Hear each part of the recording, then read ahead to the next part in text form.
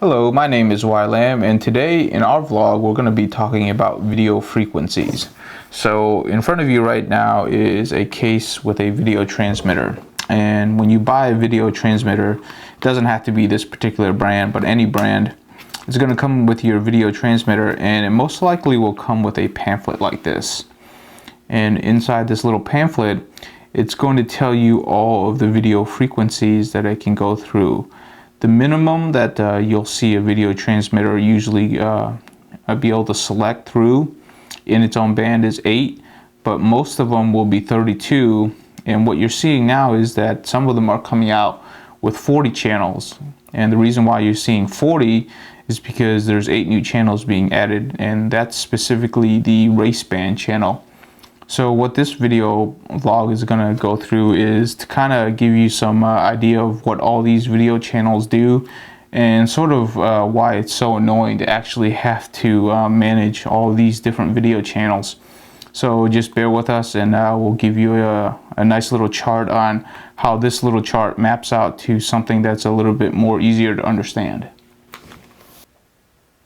So on the board right here is actually the visual representations of all the frequencies in relation to one another.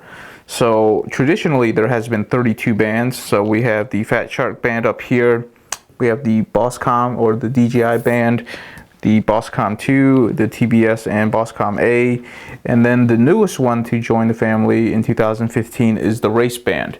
So before we even talk about the new race band one, what I'd like to show you is how each of the frequencies line up with each other.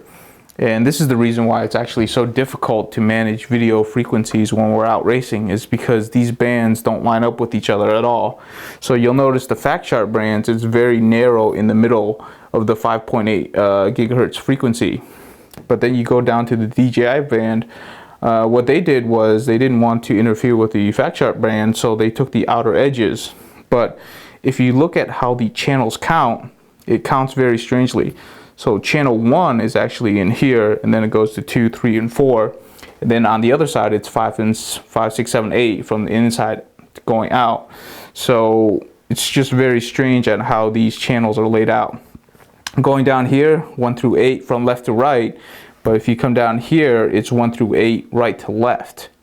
So if you were up here on the Fat Shark brand, or on the Fat Shark band, you would actually interfere with channel 2, most likely channel 7 and channel 6, and then down here in the race bands you might interfere with probably channel 4.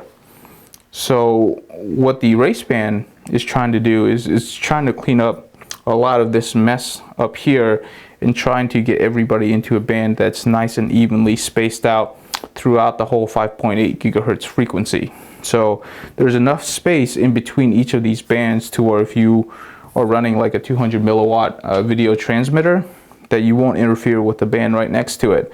Now if you go with a 600 milliwatt transmitter, you might get some interference with the next band over if his transmitter isn't strong enough to cancel out yours. So like if he was running a 600 milliwatt transmitter and he was running a 25, there's a pretty good chance that he's going to get some fuzziness when he's far out and you're too close to him, or if you are too close to him. So this is the reason why we actually like to go to the race band, is because we really don't want to be managing this stuff. Because when you come in and you say I'm on this band with this channel, we actually have to reference this type of chart in order to see how you're going to interfere with other people. So actually having 40 bands is a nightmare to try to actually manage when we're actually out there flying as a league. So that's the reason why a lot of the transmitters that we're buying now always has the race bands, and why we're proposing to use the race bands. This is the only spectrum that we can use in the 5.8 gigahertz. So we're going to have to share this. If you have any questions, please leave them in the comments below. Until next time, thank you for watching.